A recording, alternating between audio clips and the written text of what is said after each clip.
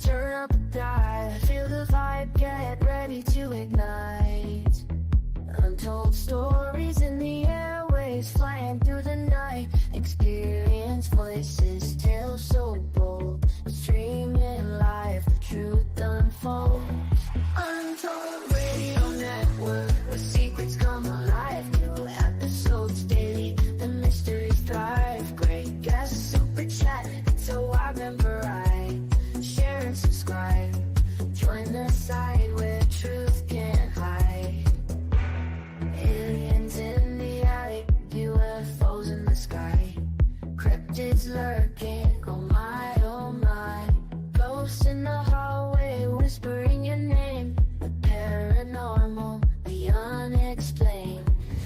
Become a VIP, get the inside scoop. Unlock the mysteries, be part of the group.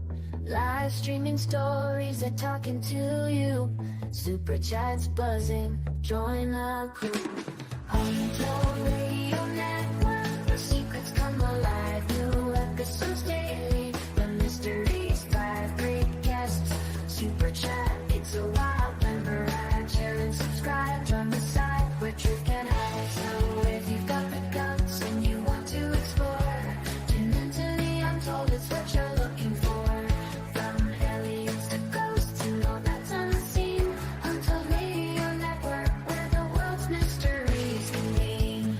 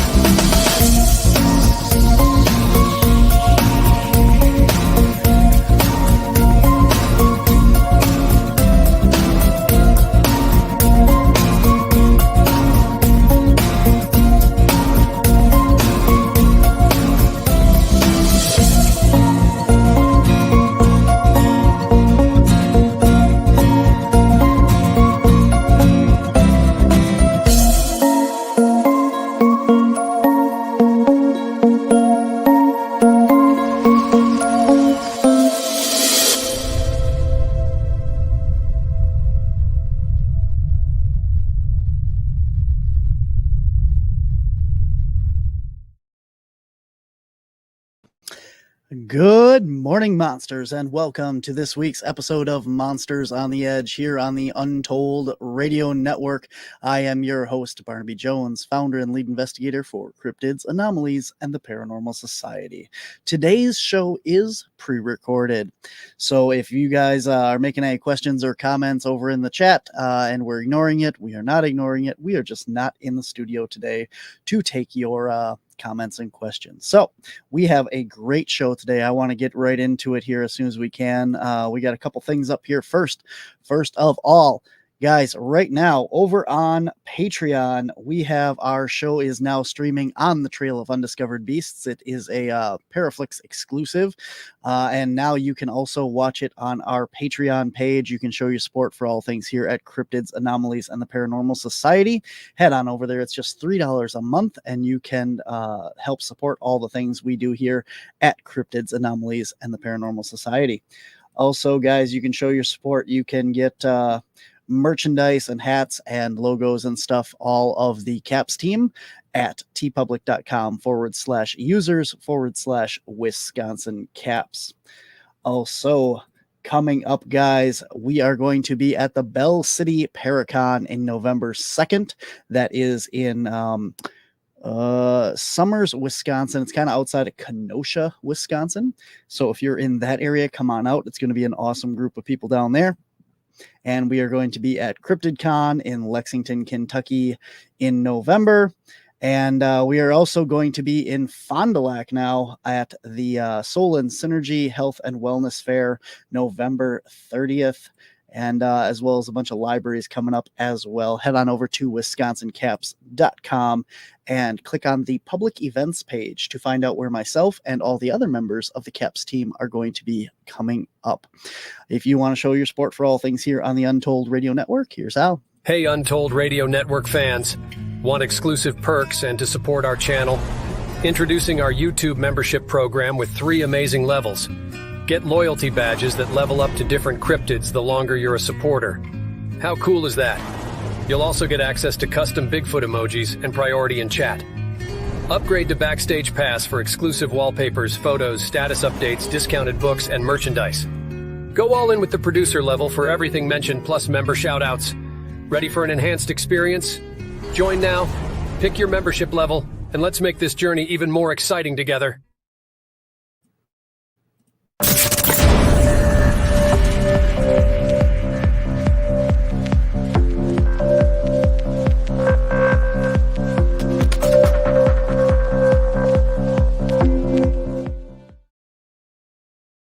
All right, guys, what a treat for you guys today. We have an amazing guest and another amazing guest. And I am going to introduce to you a good friend of mine and another fellow researcher who has been on the show before. He is an author, and I will let him talk about himself here. Ladies and gentlemen, welcome back to the show, Rich Daniels. Rich, welcome back to the show. Hi, Barnaby. As always, I appreciate the opportunity to come on. Good to see you. Absolutely, man. Since the last time we spoke, you have your brand new book is out now. Where can people find that? And tell us a little bit about it again. Well, it's called Footprints in the Mind, the Bigfoot Witness Experience. And it's out on Amazon as we speak. And, the book basically chronicles the research I've done over the last 8 years into the emotional and psychological impact of Bigfoot encounters. And, I think it's a little different take on the phenomenon, and I think it's an underappreciated one as well. So I think it's good for folks to get a little different point of view of what we spend so much of our time going after. Mm-hmm. Absolutely. So Rich is back on the show today because our other guest has had a pretty life-changing encounter with one of these beings, and he's here to share it. And Rich is here to ask questions and help out as well. So we are going to introduce our next guest here. His name is David Webster. He is a father of 2 wonderful sons, married to his best friend Brandi for 33 years this fall, a blue-collar worker at the same trade for over 33 years, and has ran his own business for 25 years now. He is just a standard, steady individual, no higher education or specialized training in anything really, only acquiring a knowledge about different subjects informally along the way. As a child, Dave was always interested in exploring the outdoors, curious about the natural world and its life's mysteries, and all through life he enjoyed documentaries like Mutual of Omaha's Wild Kingdom and In Search of and Monster Quest and others. Vacations as a child with his family usually involved the outdoors and camping. His parents instilled a love of nature in him and his brother. Most of all, though, they instilled a love of God and the Bible in him. He grew up immersed in a Christian religious setting. In spite of this, he never considered himself a religious person. He always seems to view all that he learned about God through a more scientific lens than one of a religious nature. While he always enjoyed the company of others, he generally was most comfortable when he was in a quiet place. Those feelings intensified as he gets older and brought him to a low point with his faith and caused him to withdraw. At the same point in time, late summer 2014, he became aware of a seminar that was presented at his local library on Bigfoot. He attended this with his youngest son and one of his son's friends. He was amazed at the number of reports by seemingly credible people. This information put him on a path of intense study of this subject in his free time. He decided to try and look for himself to see what else was out there. Little did he know at the time, this life would never be the same again after this. It seems if I wait later in the day, I can talk a little bit better and read these things. So please welcome to the show, David Webster. Welcome to the show, Dave. Hi, guys. How's it going?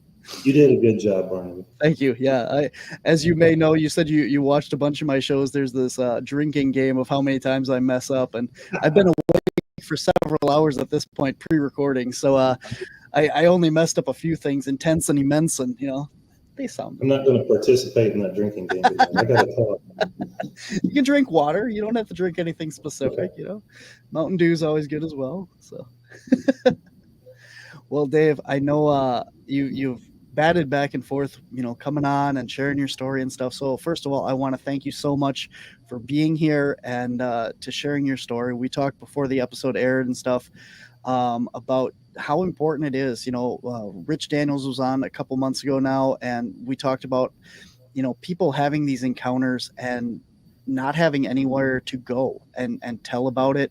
And you feel like, you have these paradigm shifting, life altering encounters, and then you try and tell someone and you get ridiculed, you get laughed at, it's bad enough when you have this encounter and it changes your life.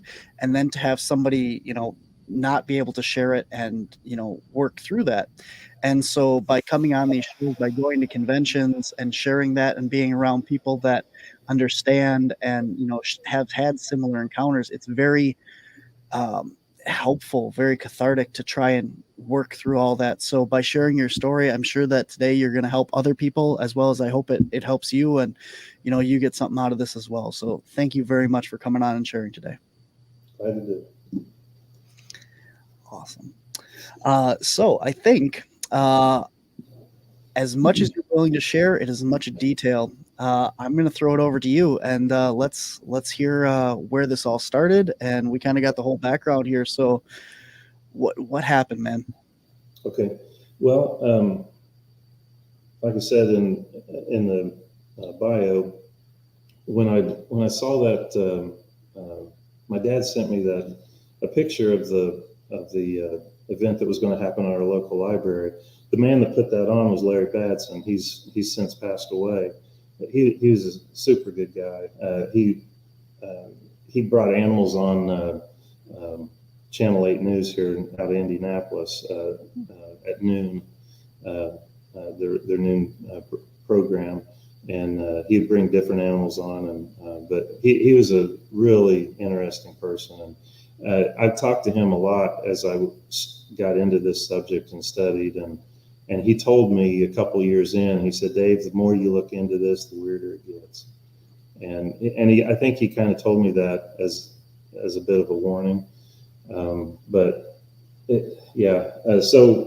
once I went to that seminar and I learned about that national database of the BFRO, Bigfoot Field Research Organization, it blew me away. And I've always been the kind of person that I've got the kind of personality that's kind of obsessive. My work slows down in the wintertime, and I'll put we have several jigsaw puzzles, and my wife inevitably would start on one, leave it laying out on the table in the dining room, and I'd have to put a blinder on. I can't look at this because I'll get sucked in, and I got to get it finished. I can't walk away from it until it's done. And that's kind of how the subject has been. And when I saw that database and all these reports, it was like somebody threw all those jigsaw puzzle pieces out on the table, and it was all spread out in front of you. And this was the largest puzzle I think I've ever tried to put together. And I'm still working on it. I probably will be the rest of my life, but it's in the beginning it was so obsessive. I've learned to put it in its place, and it's gotten I can manage it now, and even I don't feel like I have to talk about it as much as I used to. And with everything that happened to me, I even walked away. This fall will be about 3 years that I walked away because of my last experience that was just beyond terrifying, because of the situation, what it was out of my control. But I since came back, and like you said, when someone comes forward and talks about it, hopefully it's helpful to somebody else. And as we talked about before we started recording, I just feel like if you're walking down a trail, I've done a lot of hiking. If you're walking down a trail, you see some hidden danger, you try to leave some type of warning behind for the next person down the trail. And I feel like if I just walked away to protect myself from any other occurrences and not give a warning to someone else, I feel like all of those, you see so many Bigfoot stickers everywhere you go anymore. I feel like it's just so many more people are coming into this unaware, just the same way as I was, that I just feel like it was something, it was a warning that I needed to, I'll feel better coming forward and saying my piece, and hopefully it's helpful.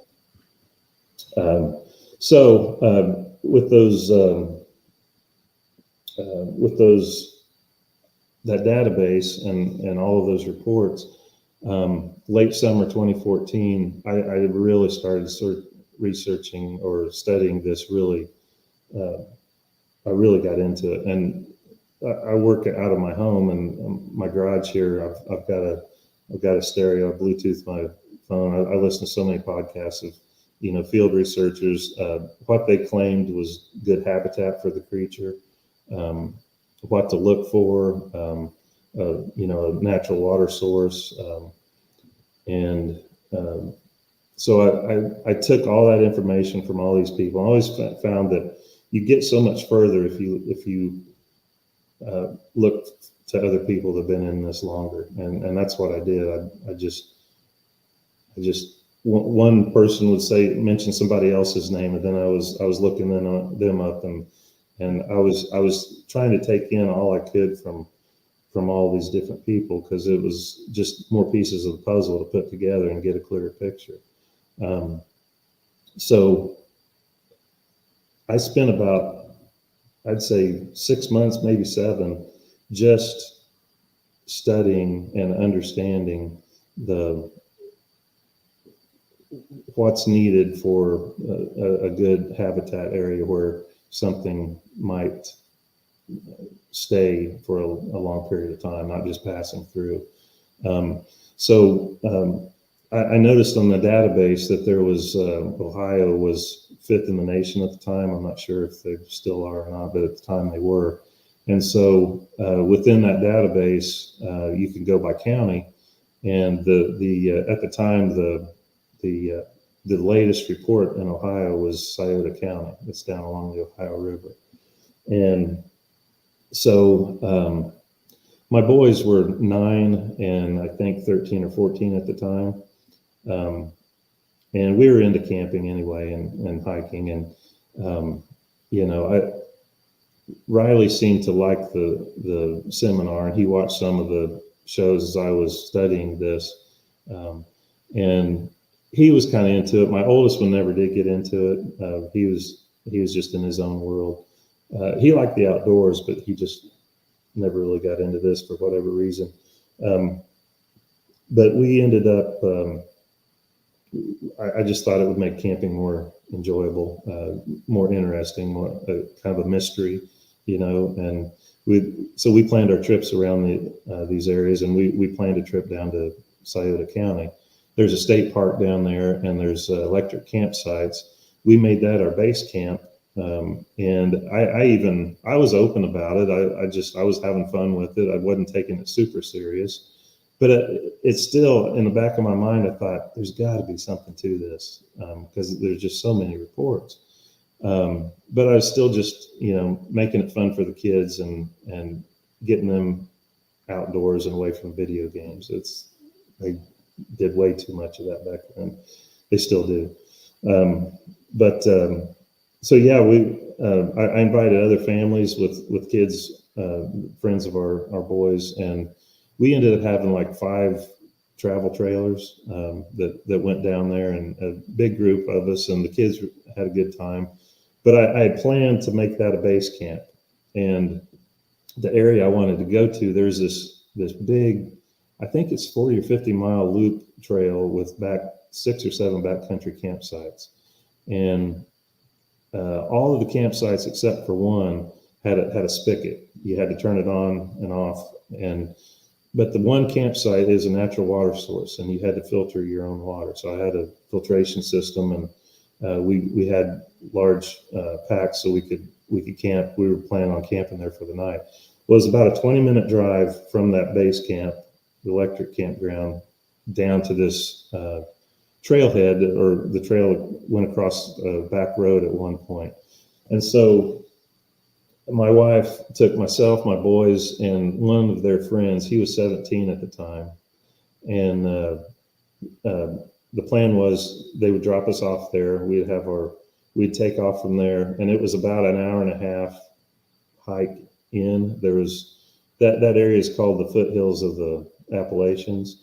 And so it's not quite as bad as the Appalachians, but you're getting pretty hilly down there. And it was hot, and it was August 1st, 2015. So tomorrow will be the 9-year anniversary of this, when this happened. But man, it was hot. I couldn't get any of the other adults to go. They did not want to go. They didn't want to hike in the heat and camp in the heat. They wanted to stay in air conditioning. So figured I'd let the wusses stay and we'd go have some fun. When she dropped us off, it was just the four of us. I was the only adult. So, you know, I'd studied the subject enough that I was taking it, we were having fun with it, but I was taking it seriously enough that I was taking precautions with the kids, and I would stay in the back, keeping my eye on them and letting them walk ahead. And I'll have to say this before I go any further in the story. I don't know what it was, and I've only had this happen twice in my life. 25 years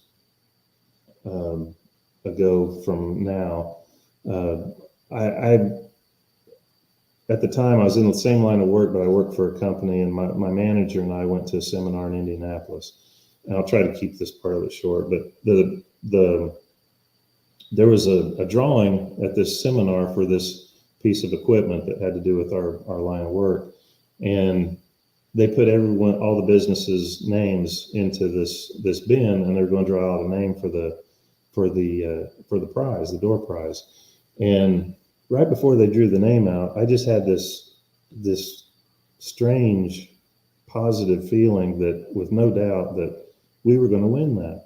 And I looked over at my manager, Jim, and I said, Jim, we're going to win this thing.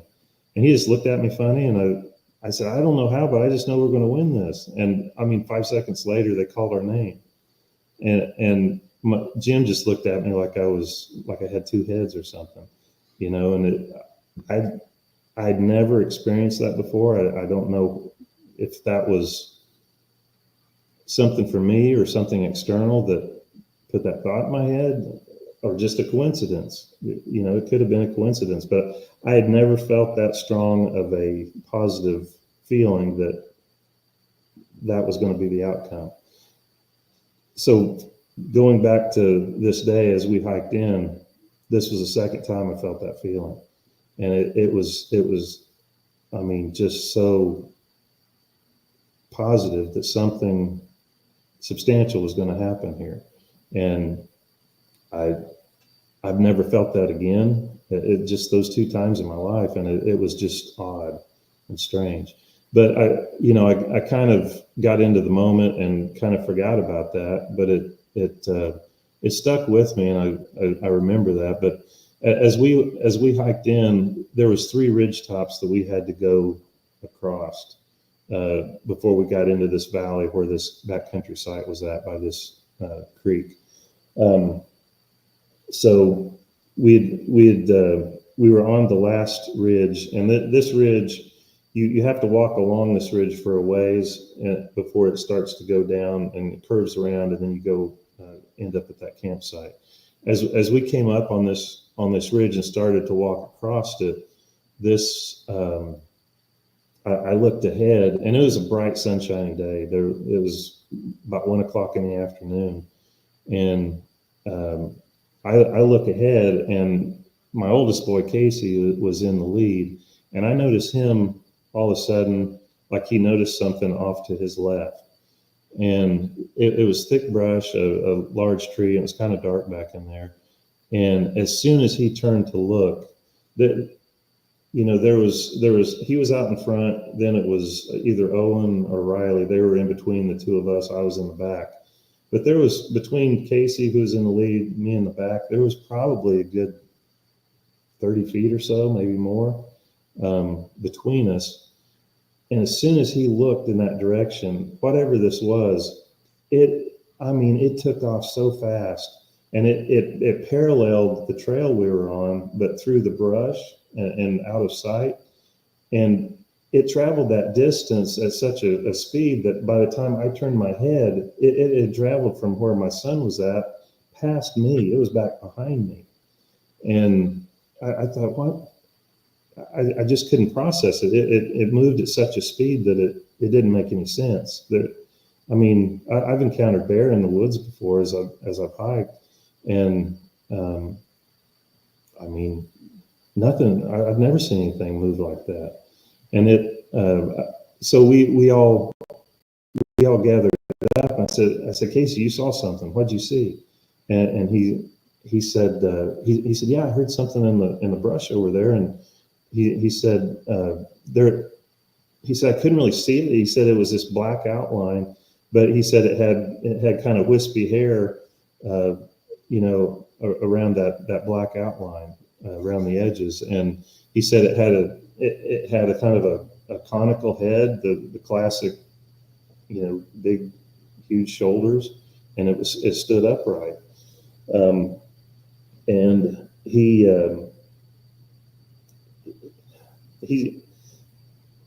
said that it never got down on all fours. It stayed upright as it moved away really fast. And so,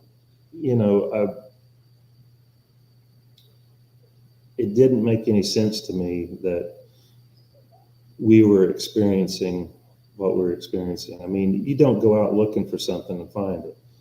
Before we left on that trip, we were still here at home. And I remember my youngest boy, Riley, saying, Dad, we're going to go find Bigfoot, and I said, Riley, don't get your hopes up. I said, that doesn't happen. I said, we're just going to go have a good time.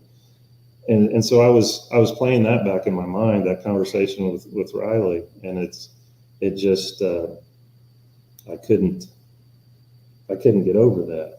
So, we continued on. We started to curve around and walk down into that valley. And I noticed that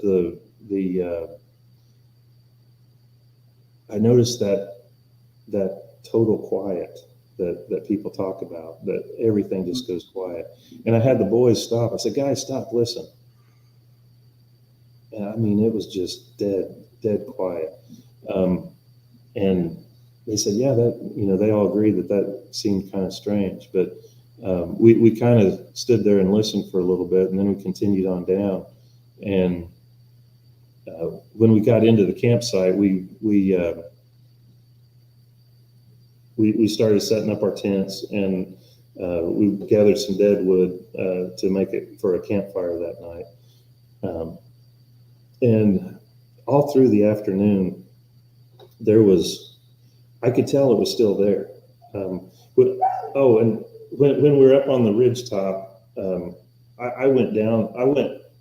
I went back in there I kind of left this part out to give a height comparison, like Bobo would do at the time Finding Bigfoot was on, and that's what you'd always do with eyewitnesses.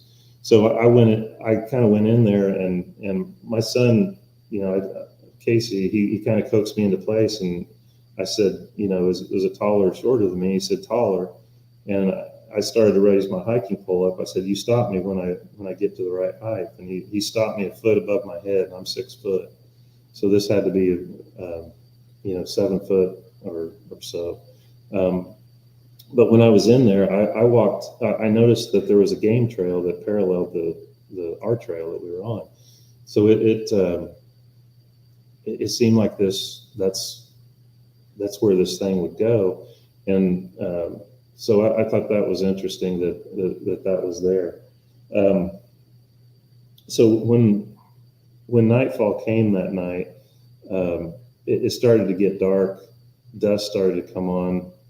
All through the afternoon, 2 separate times, I heard 2 different whoop type calls, and I heard 2. We heard 2 wood knocks, and at one point in time, we even heard what they call a bluff charge.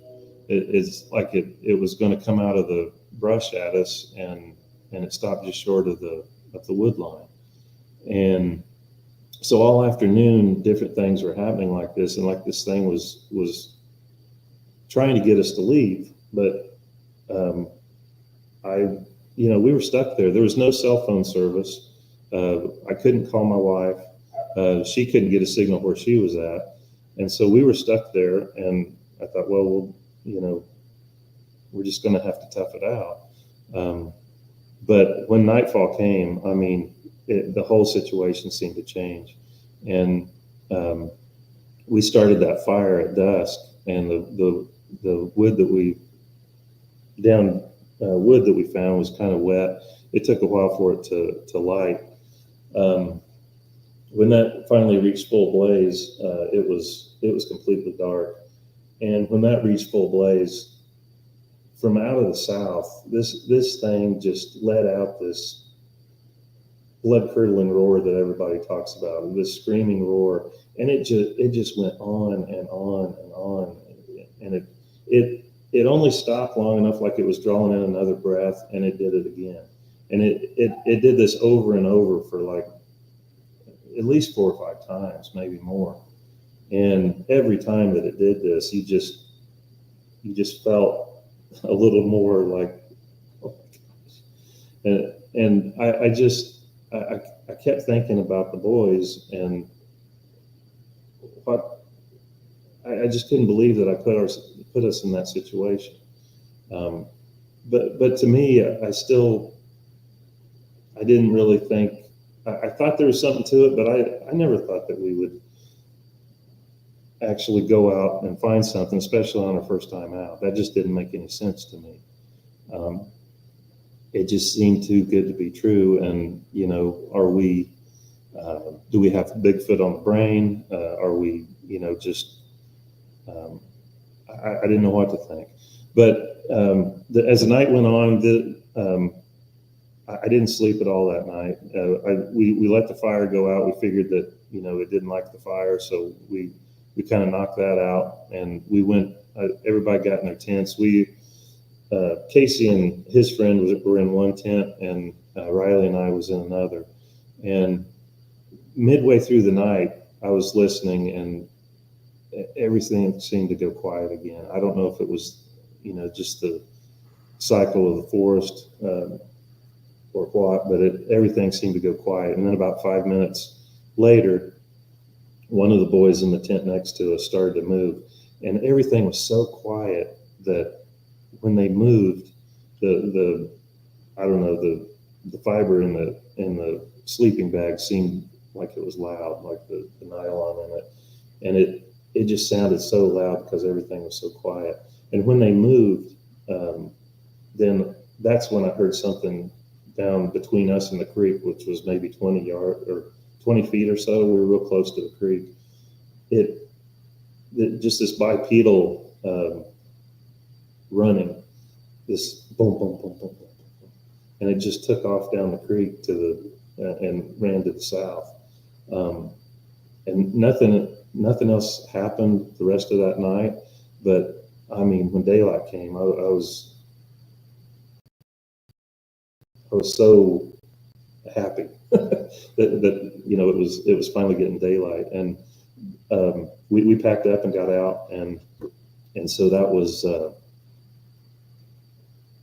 the first encounter. And we told, we got back and met everybody else, and I mean, we told everybody at that campsite that came with us, all the others that didn't go, exactly what happened, and they were all just, I mean, they could tell that we were serious about it, but you know, unless you experience it, it's just too hard to believe. And you can tell people all day long, but I've just come to the conclusion that until you experience it, it doesn't register. And I was always one, even though I'm a quiet person. I'm not one to, if there's a big group, big conversation, I'm the guy in the back. But even though I'm like that, when I know something is true, I don't care. I'm gonna yell it from the rooftops. And so I talked about it too much. I did, and I couldn't stop talking about it. It was just the most fascinating thing that had ever happened to me. I mean, it was scary, but it wasn't. I was looking for it, so it wasn't unexpected. I guess in a way it was unexpected, but when you're out, searching for it, then that's different than someone running into it and just being totally, I don't know, completely surprised by it. So, I was kind of studying the subject, and so from that aspect, I wasn't really traumatized by it, but just fascinated that I seemed to get confirmation that there was, something to all those reports. Now the next year, I started at this point. This is when I finally got on social media. I hadn't been at that point but I wanted to find people in Ohio that were, BFRO, and I wanted to file a report with them. I thought it was important to let people know what had happened, and maybe I was picturing them being scientists that would go out and take readings and cite, do all this, but that wasn't really the case. It was just everyday people that, do the best they can because science just won't get involved in it. Hang on one sec here. Yes. I want to remind everyone that today's show is pre-recorded. So if you have any questions or comments about the story you just heard and we're ignoring it or anything like that, we're not ignoring it. We are pre-recorded, so we're not in studio, just so people know that are listening. And so you talked a little bit about, getting back to base camp and, everyone was, not there. Okay, sure, whatever. So your wife, who had brought you out there and dropped you off and everything, and she knew what you were going to look at. Not presumably you said that everyone there did. So what was her reaction to this? Because now she's got to take you home and live with you and, hear about this every day. Did she believe you? Was she supportive of you? She tried to be. She thought that it was a misidentification. I wanted to. I was trying to be as objective as I could be about the subject when I started studying it. I went into this with I tried to be as unbiased as I could be, and I wanted to listen to the recordings to make sure that I wasn't misidentifying it. And so she would bring up stuff, and I had to have her drive us home from that trip because my worldview had shifted dramatically. And I remember as we came through, she tried to be supportive, but I mean, I feel bad for Brandi because she's had to put up with me for the last 10 years, and I'm still obsessing over it. But it's filtered down into its own place, and I can put it on a back burner now. Whereas I had a really hard time with it the first few years, especially after that happened. But the one thing that kind of brought her around was the very next year after I made contact with these researchers in Ohio. They sent down a female researcher, and there's another older gentleman that I met that he wanted to come too, and I really liked him too. And so I invited them both to come, and we got rained out the first day. We did the same thing. We set up a base camp at the electric site, and my wife was going to drop us off again. And so when nothing really happened until we had a couple of interesting things happen. She had to go up again. There was no phone service even at the electric site. You had to go up on this ridge where the lodge was at, and they had Wi-Fi, and there was a good phone signal up there as well. So she had to go up there to send an email, make a call. While she was up there, she ran into a couple. She said they're probably in their early to mid 30s, and they saw her Bigfoot hat, and they asked her if they could tell her something that happened to them in the spring.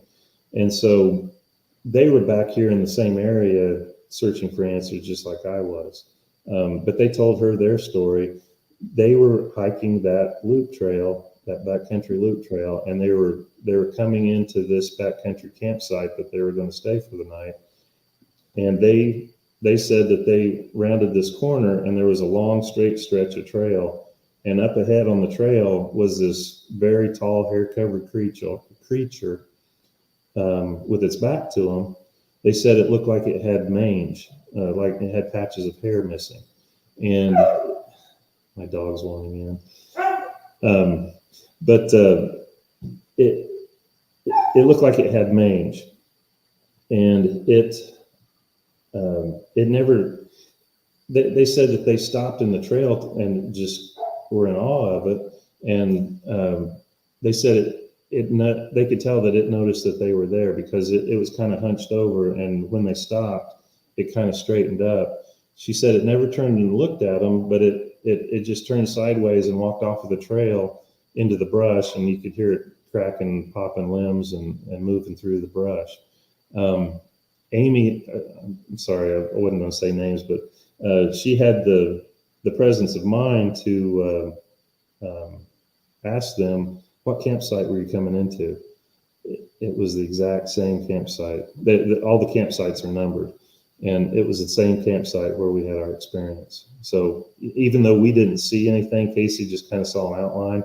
That seemed to be a confirmation that, did we really experience Bigfoot?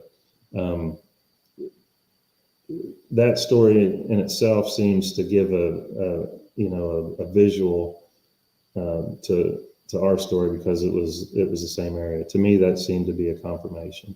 Now, with my wife, that evening, I'd always heard that you could do a call blasting and draw something in. I had purchased one of those, but never had the opportunity to use it or try the experiment that people claimed would work. There is an area that let's see. It's the only wilderness area in all of Ohio. There's a road that runs along the northern edge of it. We decided as we went out to eat one evening, as our last night there, why don't we try this? Always wanted to, and they agreed to give it a try. So we went up and we set up.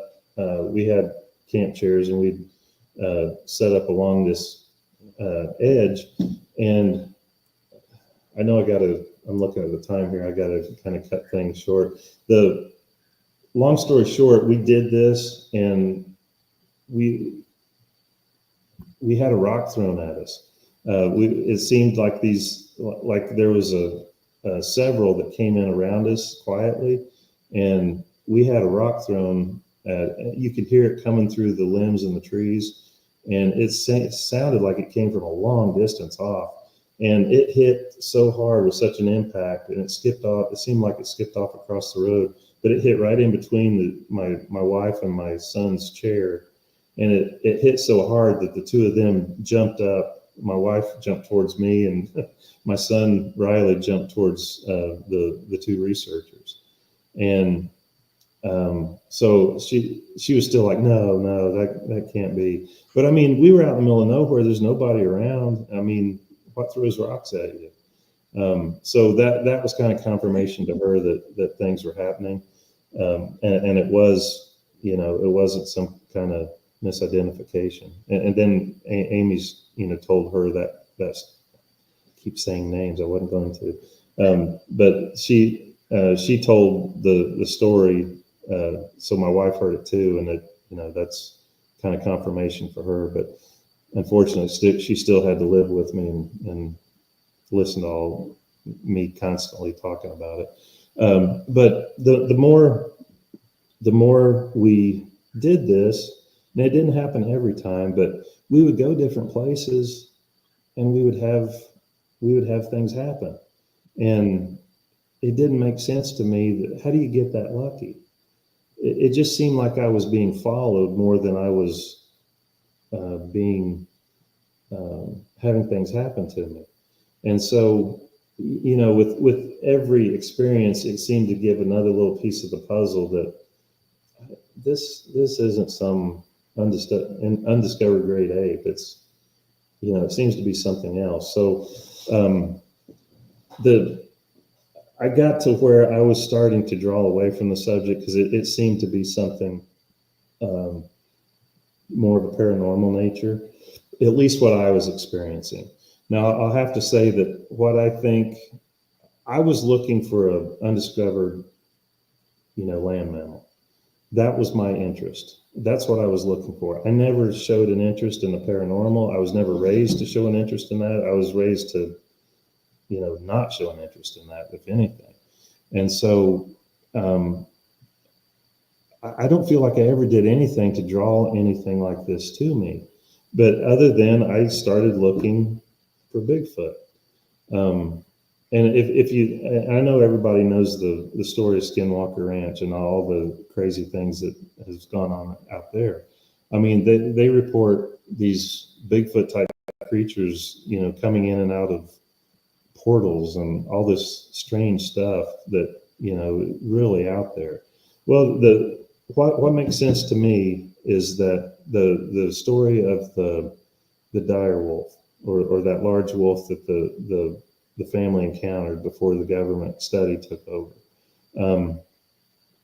Now, if you just have a roadside crossing of a large wolf like that or a Bigfoot, you swear up and down, well, that's something physical. And I think that dire wolf, animal was physical, but the more they interacted with it, how they shot at it, and it didn't seem to affect it. And, that caliber of rifle and gun should have done it in, but it didn't. So was that really a dire wolf? A species that had survived and lived on and was living undiscovered, or was that something projecting itself or manifesting itself as such? To me, I feel like what I've experienced is something that's manifesting itself as something that it's not. Just like that experience. I mean, they tracked that animal, and that guy said that the substrate there in Utah is perfect for tracking, even in dry ground. But around that muddy stream where he lost the prints, they just seemed to end. And he said I've looked at several accounts and I've found more detailed accounts where he said that there was no place for this thing to go. The tracks just ended, like it just disappeared. Now, if that is the case, that's, I don't know. That's what I think I experienced. Now, if there is, still a population of dire wolf, or there still is a population of, land mammals, Bigfoot, or something that's survived.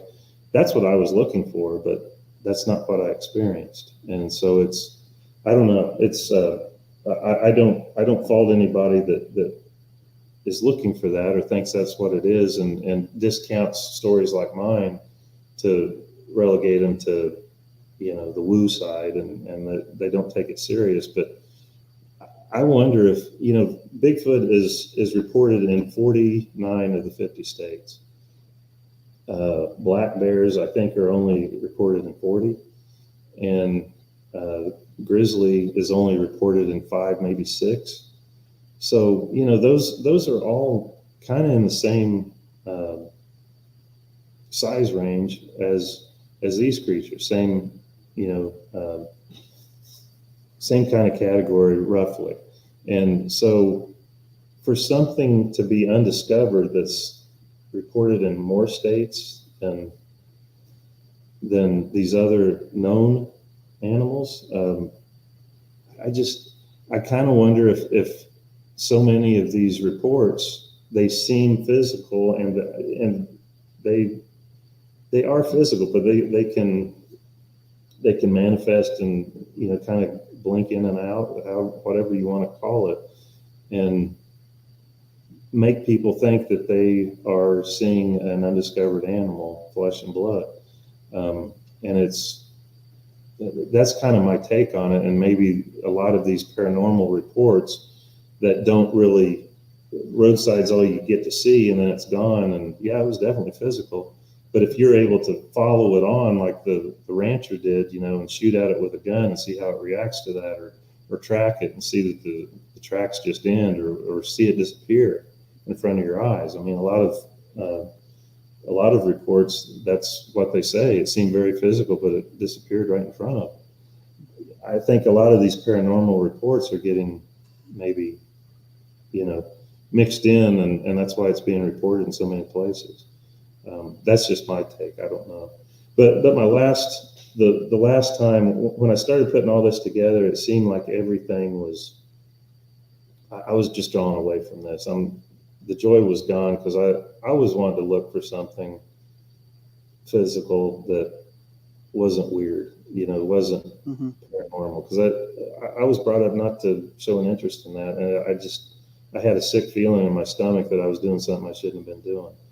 And so I was drawn away from it. And my last time that I went to an outing, I'd been to several of these at this place in the past and had a good time. I love all the friends that I made in this subject, and they're good people. They're great people.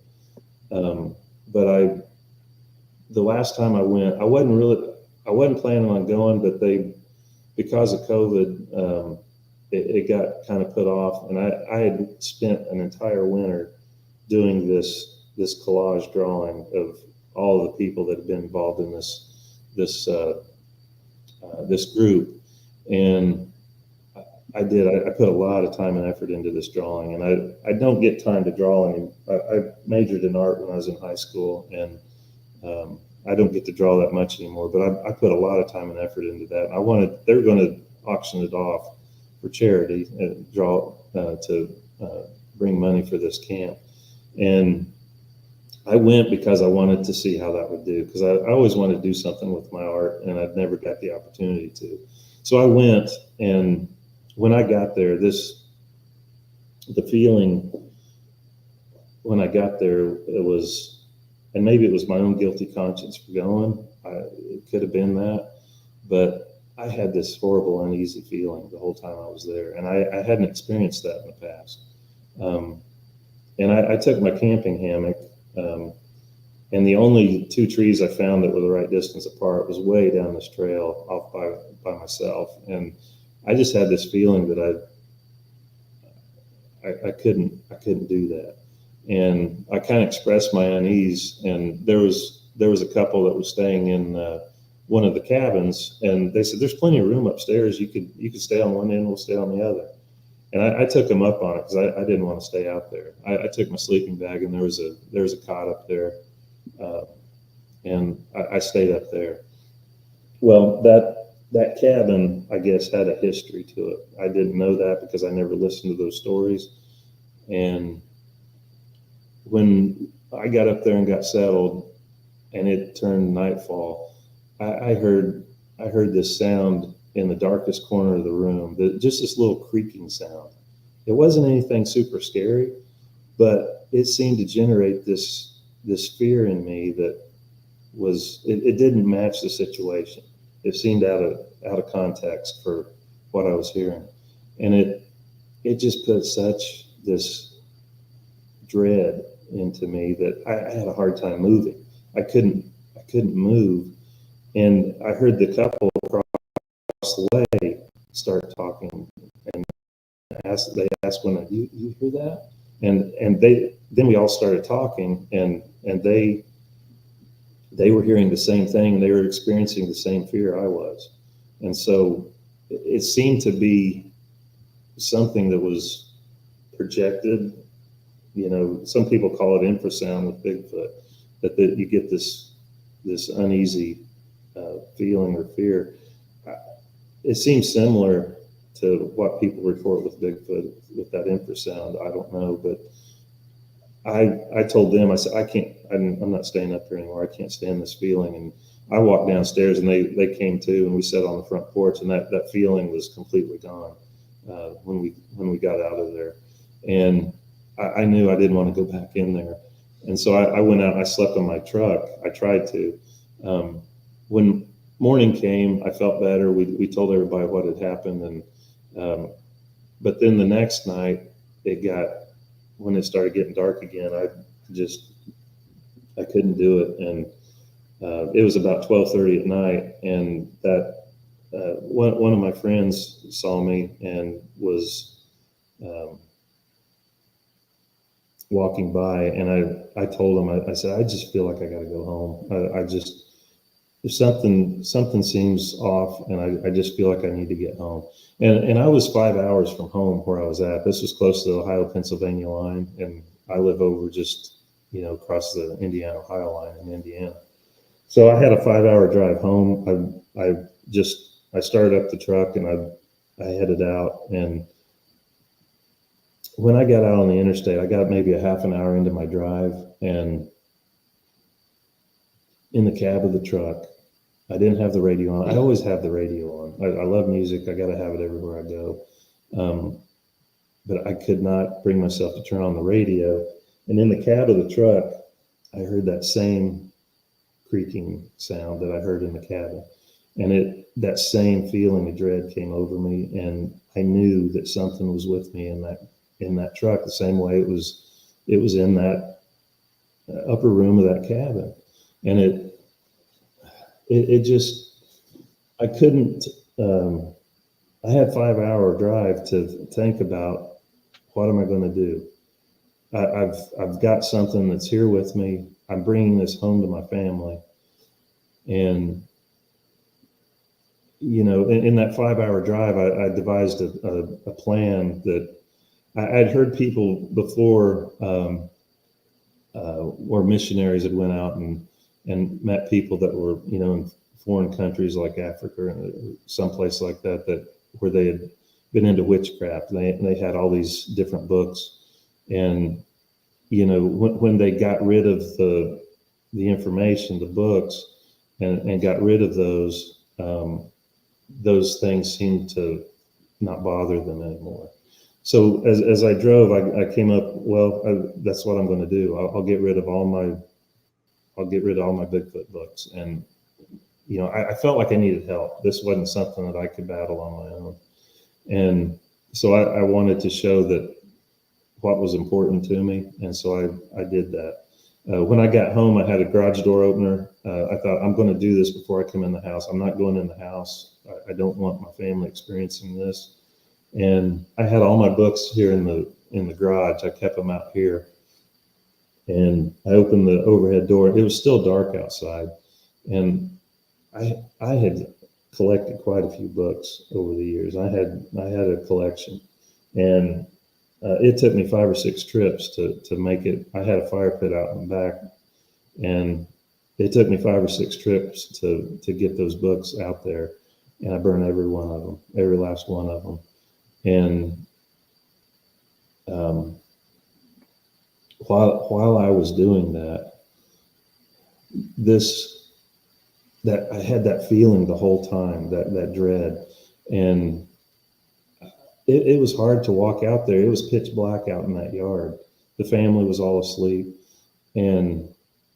but I did it. And my fear turned to anger, because I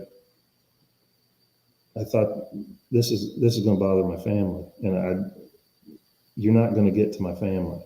I'm getting rid of this, and I'm getting rid of you, whatever you are.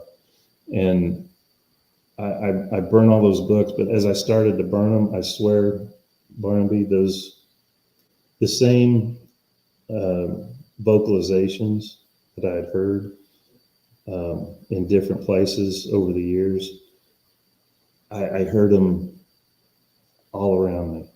I didn't hear that screaming roar, but I heard other things like that conversation going on that muffled that you just can't quite hear what they're saying. I heard that in my neighbor's yard to the north of me. I heard tree knocks in that small woods to the west of me. I heard other sounds. It was like they were all around, and it was, I don't know. I'd never experienced anything so terrifying. And when my wife finally got up the next morning, I didn't come inside even after I got the books all destroyed. And I sat on the back porch waiting for her to come out. She finally came out. I told her everything that happened. I mean, I was a mess. I was in tears, and I still didn't want to go in the house. I asked a friend that I grew up with. He was an elder in our congregation. I asked him to come out, and I told him everything that happened. I asked him to pray with me. And that seemed to help a little bit. But for the next several nights, whenever nightfall came, I just felt this feeling of dread come back, and I couldn't sleep. I couldn't do anything. And one morning, we were sitting out on that porch. After he prayed with me, I felt good about coming in the house. That seemed, maybe it was a placebo that just made me feel better. I don't know, but one morning out on the porch, I think it was just the next morning after I had burnt everything. We were sitting out there, and my wife went back in for another cup of coffee. And when she left and I was there by myself, that small little woods over there, I heard this huge tree come crashing down in the woods. And we lived out here for 20 years. I've never heard that ever in that woods. What are the chances of a tree falling in that woods and me hearing it right after this experience? I think it was letting me know that it was still there. And at that point, that's when I said my own heartfelt prayer. I mean, I let my friend, the minister, pray for me. I just never one to pray a whole lot. I mean, I was thankful for things, and I've always believed in God, but I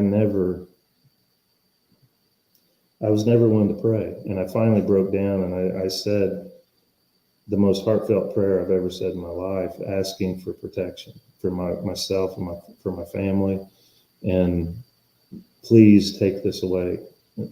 Don't let this bother my family. And at that point, I laid awake that night, and I thought about,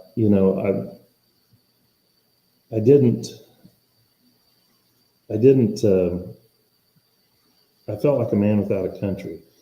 I didn't quite fit in where I'd always been growing up, but I couldn't go back to all the friends that I'd made within this.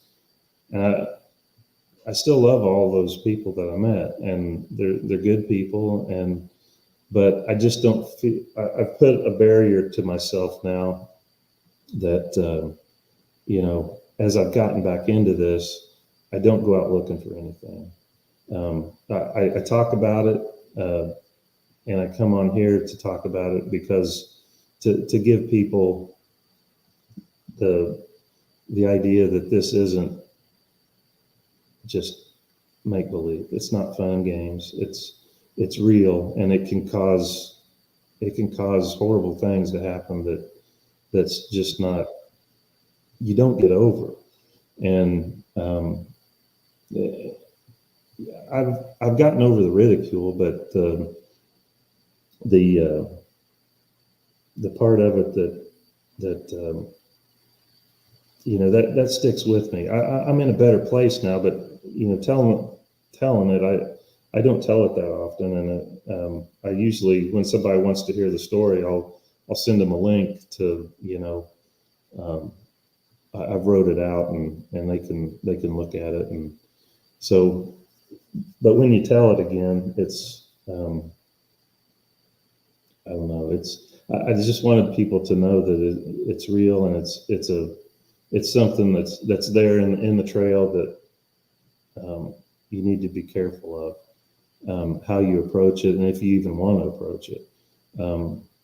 But there has been positive benefits to this, believe it or not. I've just found so many similarities between this and other things, and I could get into that.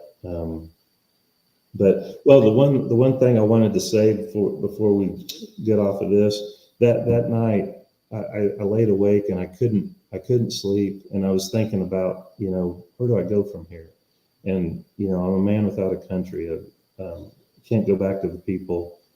I didn't really fit in where I grew up, and I couldn't go back because of what had happened to the friends that I'd made. And that morning, this is when after I said that heartfelt prayer, this is when things started happening that seemed more positive, but it was still a little unnerving. They call them synchronicities. And to me,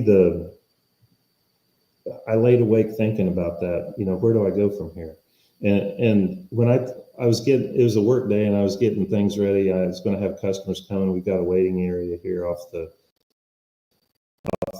garage, and there's a TV in there. I always get that going. So as soon as I turn that television on, there was this news story, this woman being interviewed, and it was like something was using that to tell me something. And this quote from this woman in this interview, she says, as soon as I turned it on, it says, she said, home is not a place, but it's how you feel where you are. A feeling of belonging, a feeling of welcome, a sense of freedom. And I was just sitting there with my jaw just dropped, and was like, that is so weird. But that's not the weirdest part. As soon as I was still trying to take that in, my mom called on the phone. I mean, right after I listened to that and was taking it in, she called me. She says, David, have you read the text for today? That's a Bible verse that daily Bible verse, and then they'll have comments after it. And I said, no, I haven't. And, if I would have just read it on my own, I wouldn't have thought that much about it. But since, a family member brought it to my attention, I thought maybe I should pay attention to it. Well, it said that the scripture was Acts 13:22. It says, I have found David, a man agreeable to my heart. And the comments after it says, I won't read all of it, but it says, when David reflected on the way humans were made, he saw Jehovah's wonderful wisdom at work. Psalms, and it said David tried to comprehend God's works. He felt,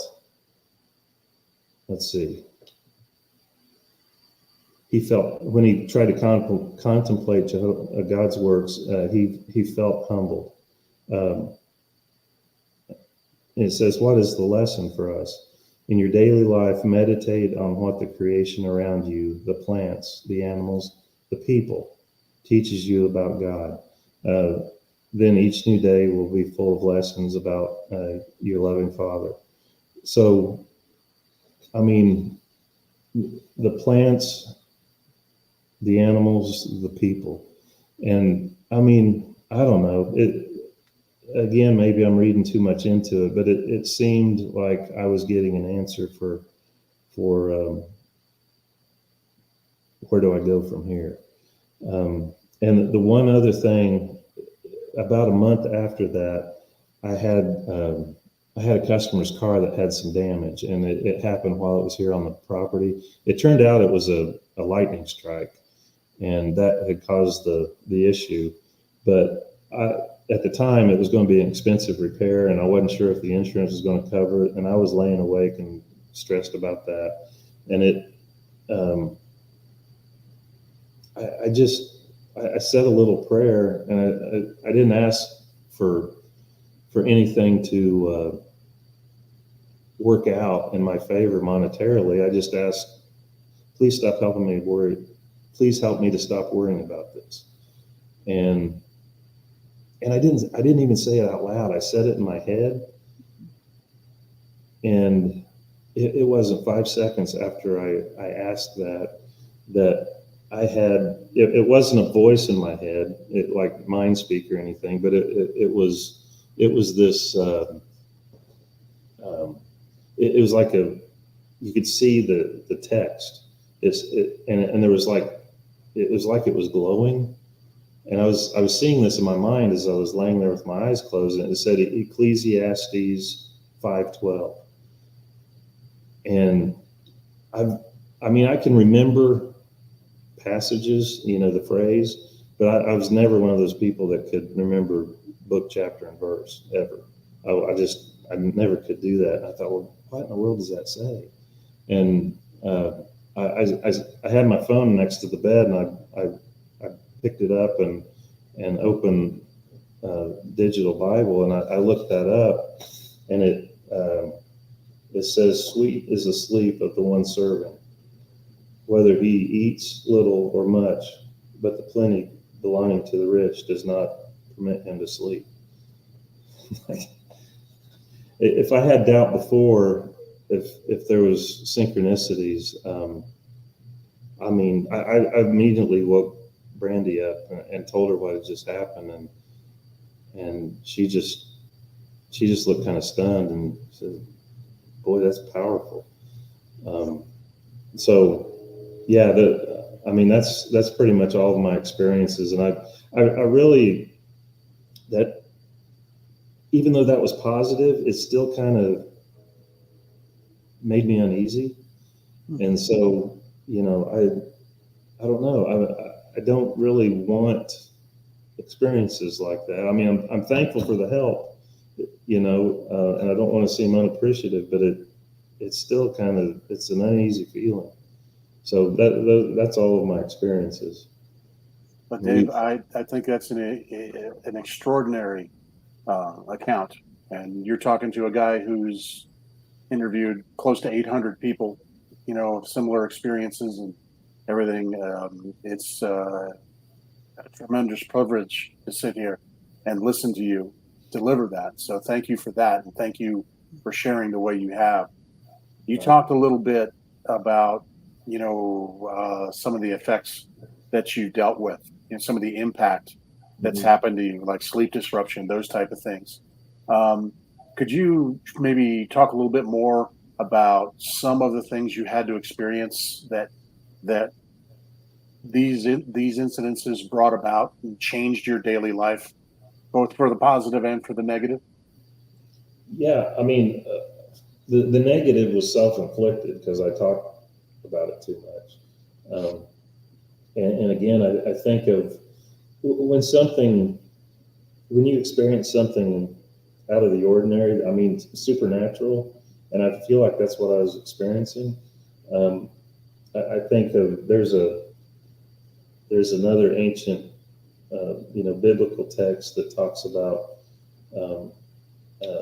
Jesus' disciples.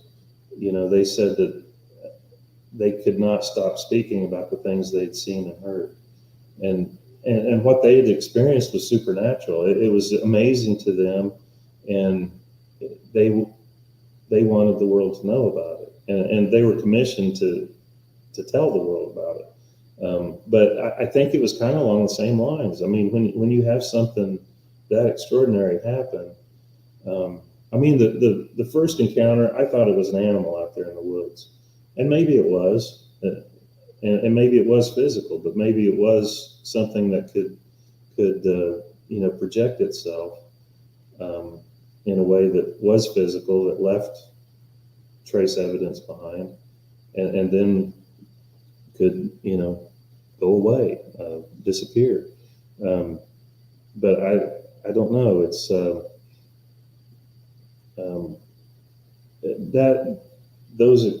even that experience, when I thought it was something, just some undiscovered land mammal that science hadn't got to yet. Even when I thought it was that, it was extraordinary, and I just felt like I needed to talk about it. And I thought I was kind of naive. I thought people would be interested, and you got shut down everywhere you went, and people just, thought you were crazy. But, a couple years of doing that, I don't know, I got to the point where I didn't need to talk about it all the time, and it filtered down into its own little space. And, if someone asked me, then I would open the floodgates, and I still had a hard time putting it back in once they asked, and I could see on their face, they're like, "Oh, I wish I wouldn't have asked." But I think as the years go by, you kind of learn you're okay with people not understanding, or people not wanting to hear. And I just don't care as much anymore. I know what happened, and it has been a positive thing in my life. I think it's kind of like all the horrible things that happened to Job in the Bible. That was from a very negative source. He lost all his children. He lost a lot of his possessions because of this test, and so it was a horrible experience that he went through. Something much more horrible than I have experienced, and yet on the other end of it, he gained understanding. And so once he gained that understanding, I think, I've asked myself before, would you do this all over again if you could? I would do it again because of the knowledge that I've gained, and it's a knowledge of how we're supposed to treat each other. And that was always on my mind. And when people experience this and try to tell other people about it and how they're treated, it puts you in a place where you understand the most. I think you understand more the people that are the most downtrodden. And when you can put yourself in their place, I think that makes you more empathetic towards other people. And I don't know, it's been positive in that way. And it's made me I could never study in school. I think I had some kind of learning disability. I never could. My reading comprehension was never good, and I could always listen to somebody read a book, and I could take it in really well. And so having Audible and listening to podcasts, I can retain things really well when I listen to it. But this forced me to be to read. Some things I couldn't get on Audible. I had to learn.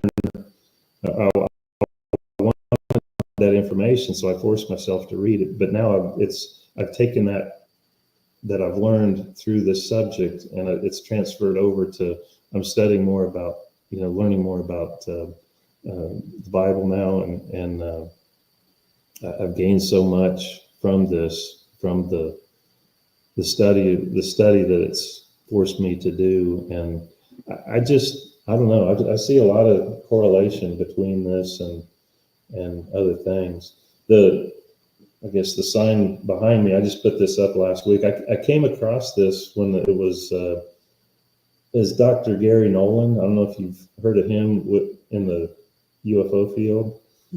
He's now let me find it here. And I know I'm doing all the talking. I'm going to shut up here in a minute. Let's see. Yeah, here it is. So this was Harvard professor Gary Nolan. He says, a fact in isolation is a phenomenon. If you can relate a phenomenon to something else through correlation, if not causation, then what you have done is you have linked it to the history of prior knowledge. Otherwise, it's just a fact in space sitting by itself with no context whatsoever. So correlation is about contextualizing an idea with a backdrop of historical ideas. So that's a lot to take in, but I thought that was an awesome quote. And so if we can correlate this phenomenon of Bigfoot to other phenomena like UFOs, and there's a lot of correlations between Bigfoot and UFOs, then you can start to see that, you can start to contextualize it, as Nolan said in that quote. And then you can take UFOs and you can look at, there's a lot of correlation between that and different biblical texts of, eyewitnesses, that what they were seeing and what they recorded. So I think that's a powerful quote, and I think it's something that, we should do in the people that are studying the topic of Bigfoot. I think it would be so interesting to see them bring in people that study the theological study of, like they bring them in for the UFO topic because of the paranormal side of the UFO topic, and they see links between that and religious studies. And so the paranormal side of Bigfoot, I think there's the same link there between the paranormal side of this and religious studies as well. I'm not saying whether it's good or bad, I'm still undecided on that, but it's,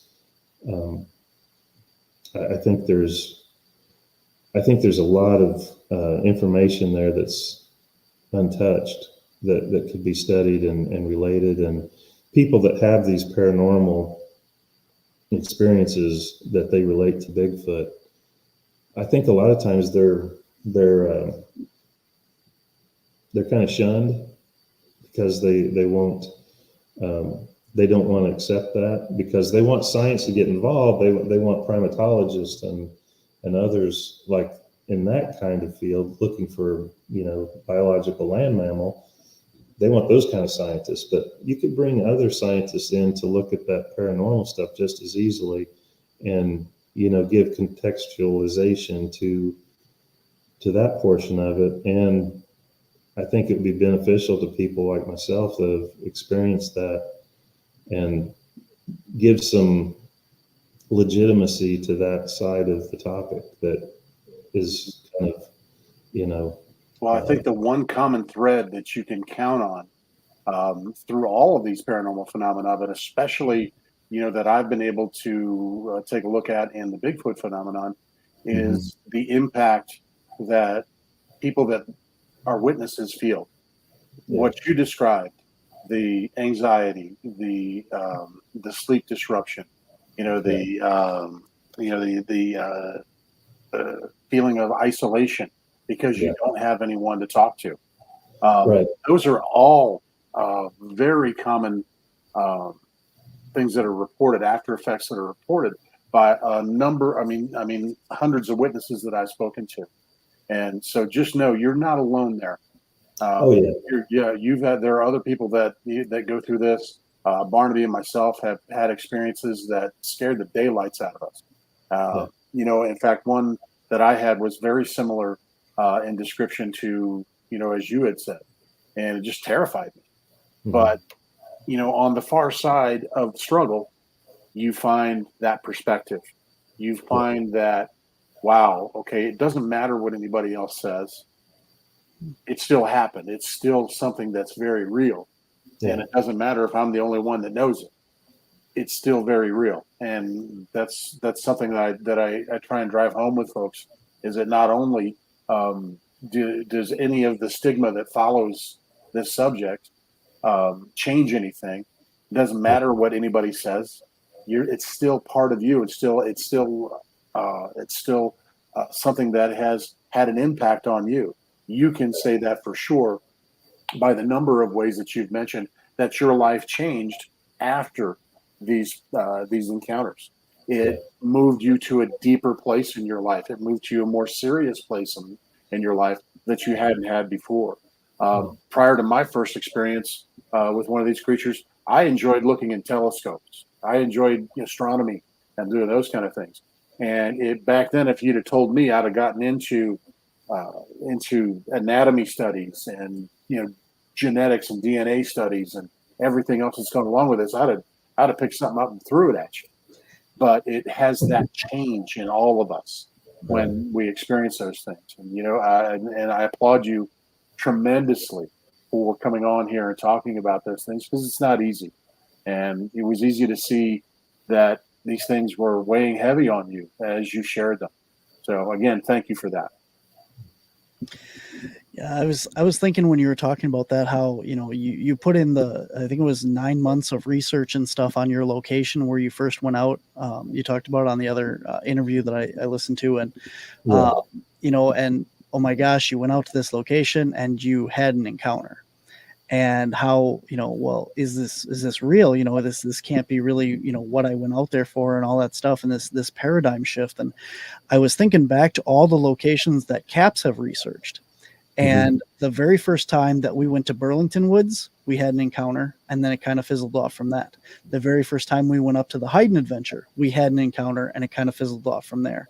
And the very first time we went to Rhinelander, we had an encounter, we heard stuff, and it fizzled off from there. So again, here's these, I think that all led to the interest and stuff to build in that. Like, it's meant to happen, because if you didn't have an encounter that first time, you wouldn't have opened up to it. You wouldn't have had that whole paradigm shift. And because of that, you talk about all these other experiences, the hitchhiker effect, the paranormal stuff that has happened since, and whether that's Bigfoot related or something completely different, the fact is that none of that would have happened without that initial paradigm shift. And once your mind has been open to, well, maybe Bigfoot's real, I've listened to some podcasts, I've done some research, there's a lot of eyewitness accounts, and then you have your own experience and you go, I don't know what that is. You talk about being out in the woods your whole life and having all these experiences with that stuff, but this is something completely different. And I think that whenever somebody has that experience, it literally opens that gate that allows their mind to see the things that the average person doesn't see and isn't open to. Well, if Bigfoot is real, is this real? Is that real? And then you start to see all these other things. You start to have those experiences.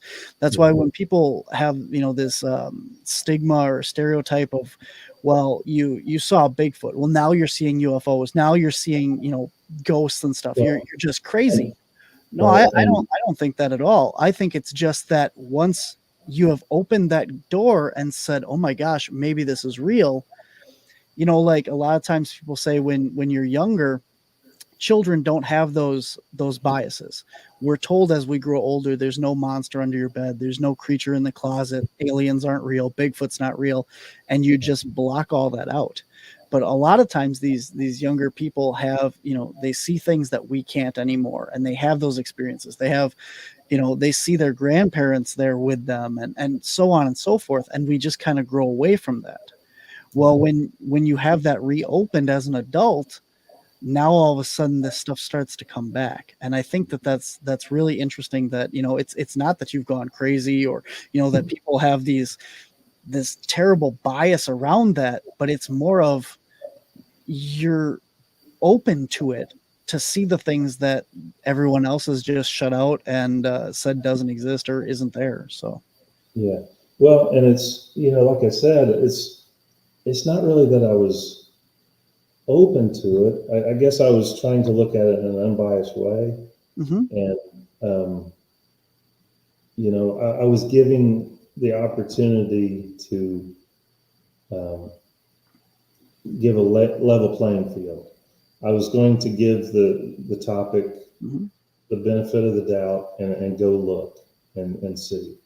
And, I put in the time and the effort to find the best possible area I could find halfway close to my home, and give it the benefit of the doubt, a level playing field, and see what happens. And that's One what thing happened. you talked about in your account, I found very interesting. As they said, you wrote it all down, and you provided that way. That is actually something that I do as a matter of procedure with folks. Is I have them sit down and have them write it all out, and I tell them, look, include every detail you can think of, whether you think it relates to the situation or not. Just every detail that you can remember from that particular incident. And I'm interested to know, what did you feel when you completed writing it all out? What was your impression of that act and what it had done? Well, I did it because I'd heard, in those months of study before that happened, everybody said, anytime you have an experience, you need to write it down while it's fresh in your mind. And that's, I wanted to catalog this because I felt it was important. I thought it was amazing. And I couldn't, even though all those reports were there, I still couldn't,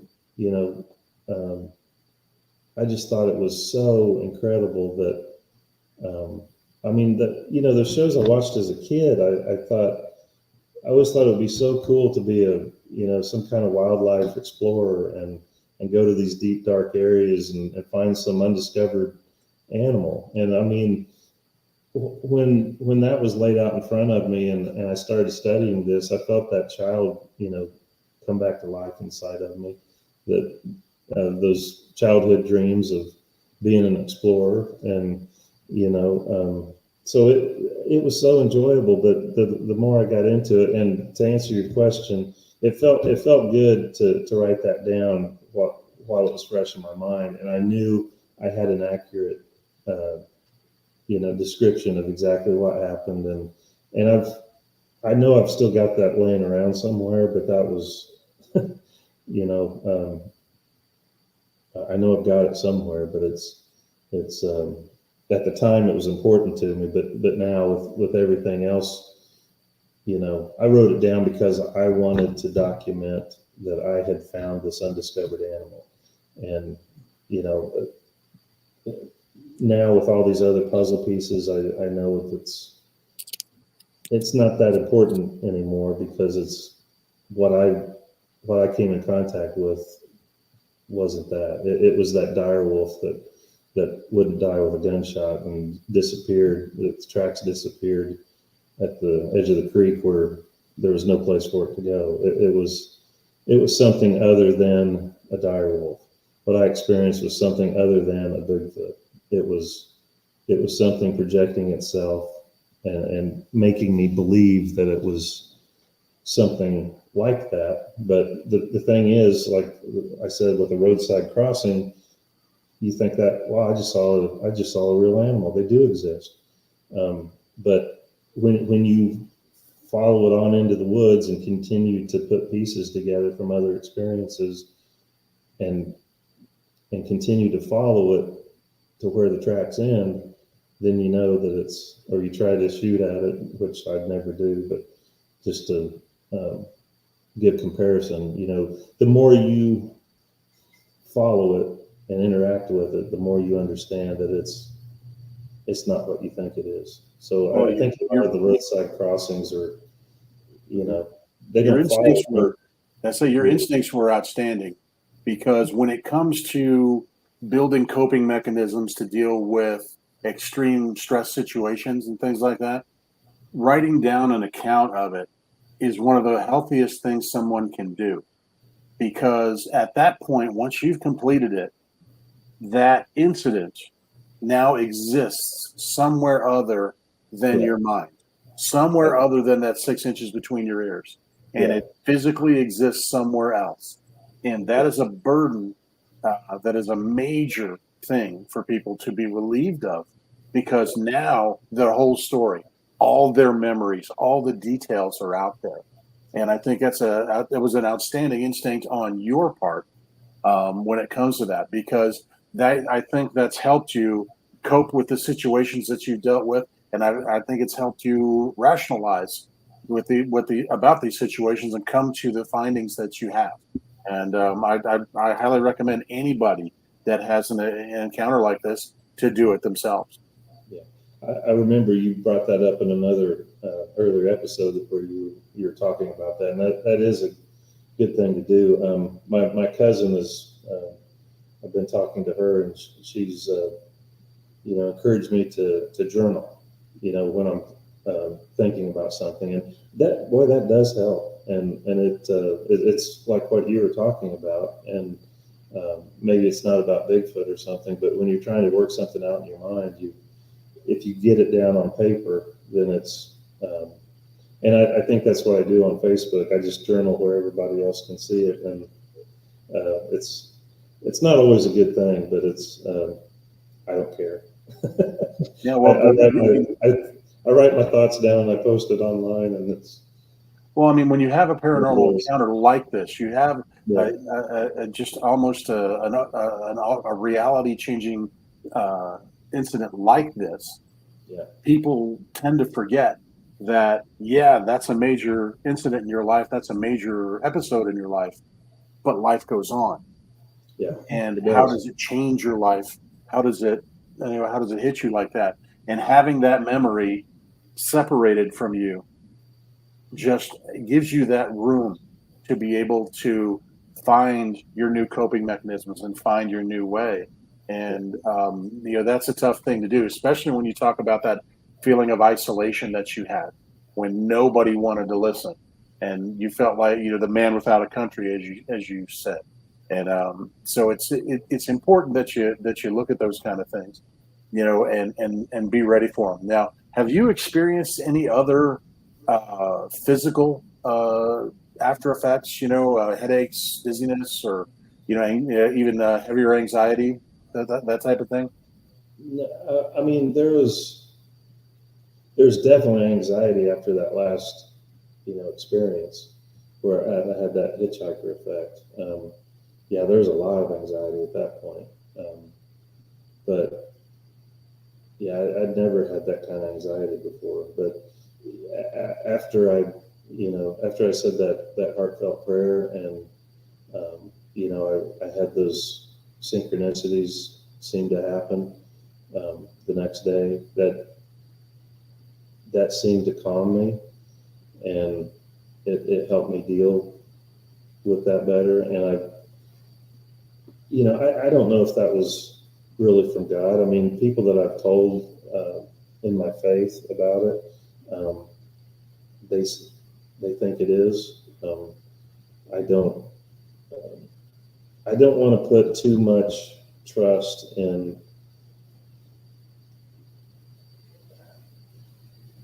things I can't tell for sure where they're coming from. It's like I had a friend on social media that her account got hacked, and I thought I was, I got a personal message from her, and they were saying things that didn't sound like her, and it, I got to thinking, well, so I've always been trained to, look to the Bible for the answers, not to something supernatural. I mean, that I think you can. There's plenty of, I guess, reports or stories of. Well, it says that the devil can become an angel of light. He can make himself look like something good, and make you think you're on the right track. So, I mean, could that thing that I brought home with me still be messing with me, thinking I'm on the right track and I'm, God's approving of me? And so, I continue to just look at the Bible. If it is from God, I'm thankful, like I said, and that seemed to bring me some peace. But I don't want to get to where I'm looking to these supernatural events for my answers. I want to continue to look to the touchstone, which is the Bible, and see look for my answers there. So that's just how I go about it. So Dave, how are you doing now? Like you had these synchronicities happen. You've talked about a few of those events. Since that has happened, have you had any kind of relapses with hearing these weird noises or creatures on your property or anything? It's all kind of stopped since then. But I've put this barrier up. I've drawn myself back, and I don't go out and look for this anymore. I don't go out and try to find something. There's a passage in the Bible that says, if you draw close to God, He will draw close to you. But I think that works with anything in the spirit world, possibly. And so, I was drawing close to something. Now, I'm not saying Bigfoot is evil. I'm not saying Bigfoot is good. I'm just saying it seems to be something of, at least what I encountered, was something of a spiritual nature pretending to be this biological land mammal. And so I don't know. I don't know what to think of that, but I haven't had any other relapses, haven't had any other experiences, but again, I don't go out looking for it. And I think pulling back from trying to experience something to just studying the topic and trying to put information out there of what I've experienced as a way to put a marker in the trail, say, hey, be careful here. I feel like that is, I've drawn away from that to where hopefully that's not going to happen to me anymore, because I've changed my perspective on, I'm not wanting anything to happen, and I'm not looking for it, and I don't want it. I want to have a relationship with God, but that's a little eerie when, you have that happen in your mind. So I would rather just read my Bible and get the answers there and not have it pop into my head like that. That's a little too much for me. But I've always been a kind of a very careful type of person. It's just because of the way I was raised. But well, you're very fortunate, I think, to have that structure and that support that you have in that way, because there's a great many people that don't have it. And you also have mentioned that your family is supportive. We're supportive of your efforts then, and I assume they're right now they're supportive of you now. And talk a little bit about what it's meant to have that kind of support in the face of such a challenging phenomenon that you've experienced. Yeah, well, with the faith that I grew up in, I've taken it for granted a lot growing up and through the years. And I mean, there's things there, and anytime you get in a group of people, personalities clash, and that happens. But it's my mom and dad have been a huge support. I mean, I've been able to talk to them about this. They know all of this already, and they're just, my dad's an elder in the congregation, and they're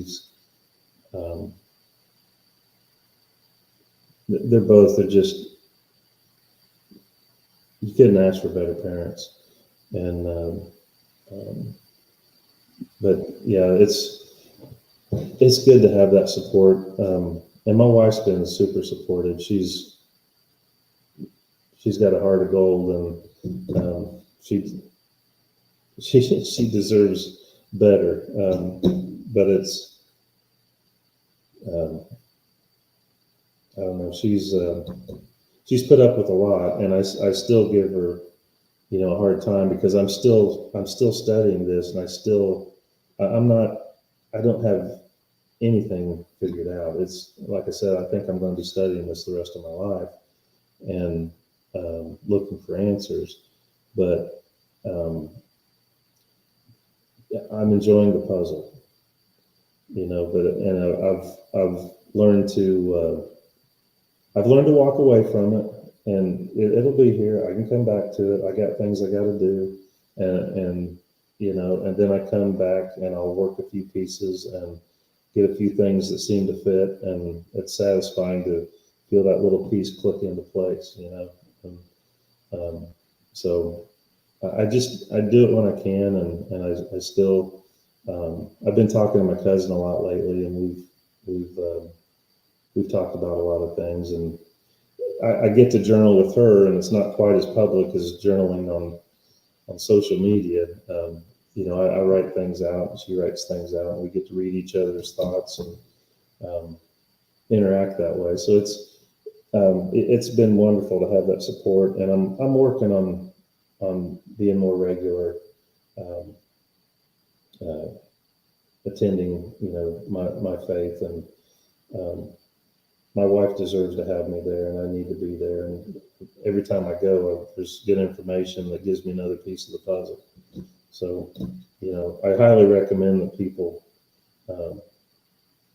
read their Bibles and put it to use in their life. And I'm not trying to be a Sunday school preacher or anything, but it's helped me a lot, and it's given me I've had a solid foundation from the time I was little, and but I've, you know, this has taught me some lessons along the way and given me some information, just like Job got that information, you know, when it was all said and done.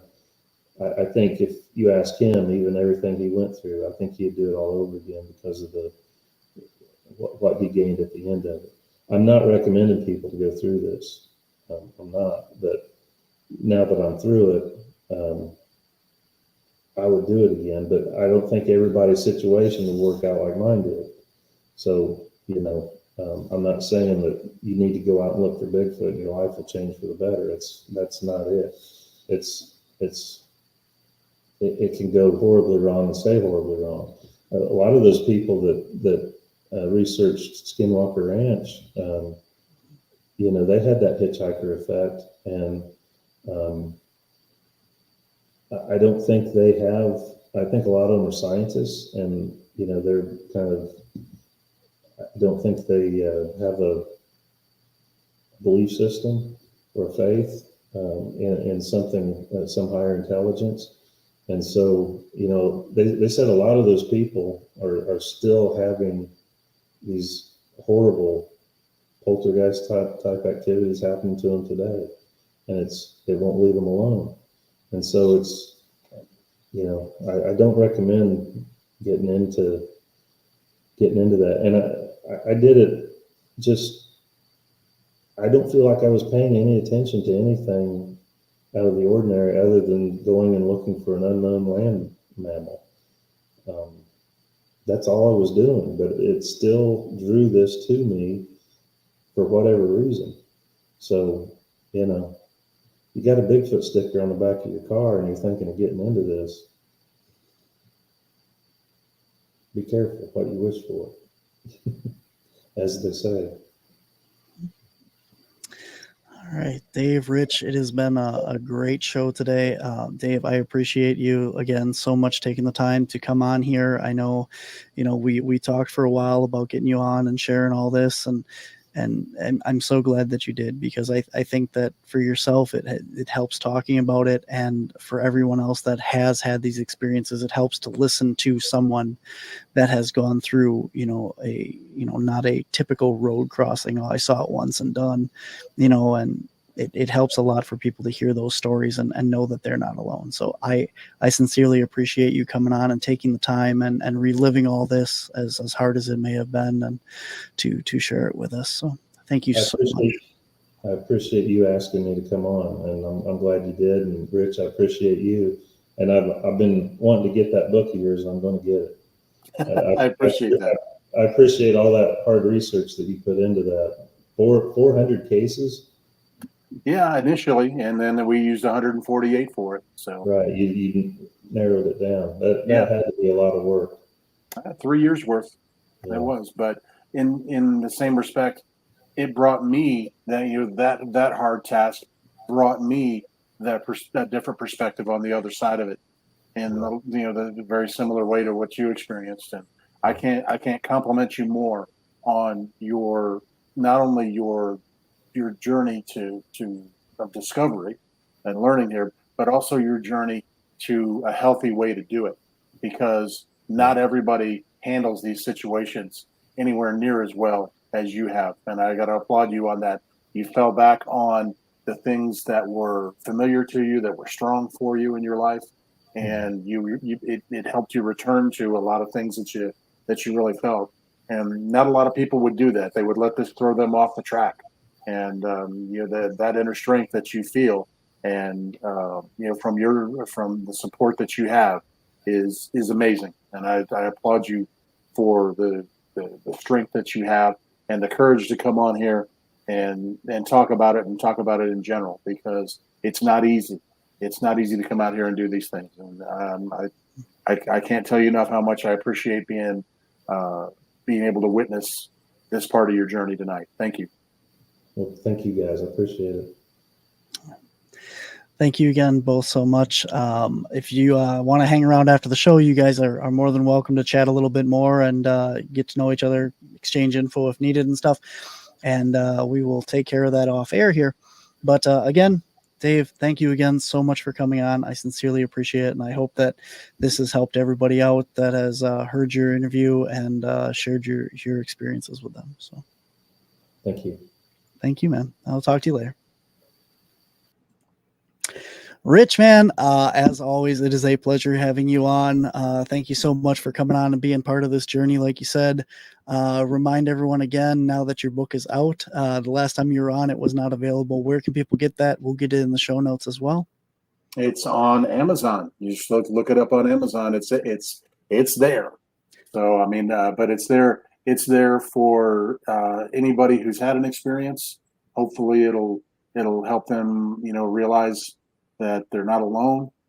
That other people have gone through these things, and they can get through it too. And for anyone who's wondering what it's like to experience these things, and experience these situations, hopefully it gives you a little insight to it as well. But that's really what it's about. It's about offering that other side of the encounter, because everybody wants to talk about the creature, but when it comes down to it, it's a human experience that shares it. And I hope everybody can enjoy that.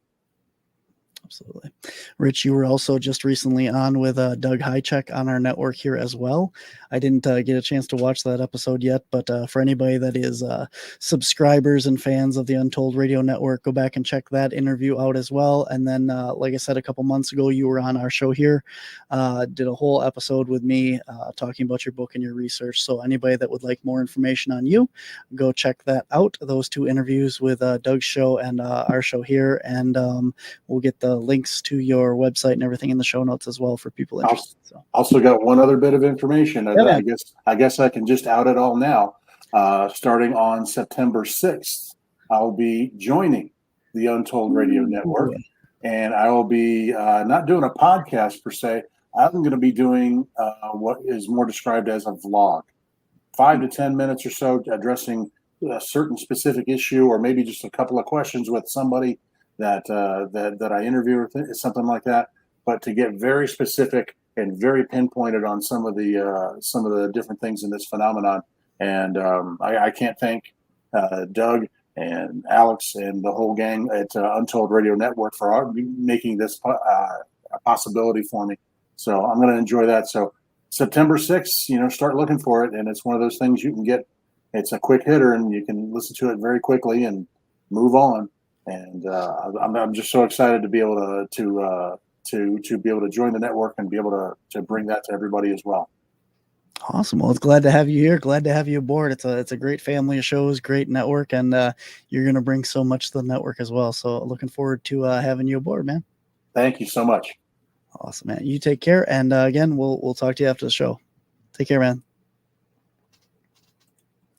All right, guys, that does it for this week's episode of Monsters on the Edge here on the Untold Radio Network. Look into the show notes and stuff for all things about both of our guests here today. You can find that all there. And for those of you who are interested in the spooky and the weird, coming up this Thursday on the Paranormal Spectrum, I am back here at 10 a.m. with Mark Bands. He is going to be talking about his book on demonology. It's a really fascinating show. It is also pre-recorded because he is not available at the time to do a live show. So it is already pre-recorded, and it is an amazing episode. You are not going to want to miss that. Mark Bands and his new book on demonology is Thursday. Coming up next week on Monday, Linda Eastburn is coming here to chat about cryptids, all kinds of things from lake monsters to Bigfoot and all cryptids in between. That is coming up here Monday on the Untold Radio Network right here, right on this channel. So make sure that you like, subscribe, and share everything here. And until next time, guys, I'll see you on the edge.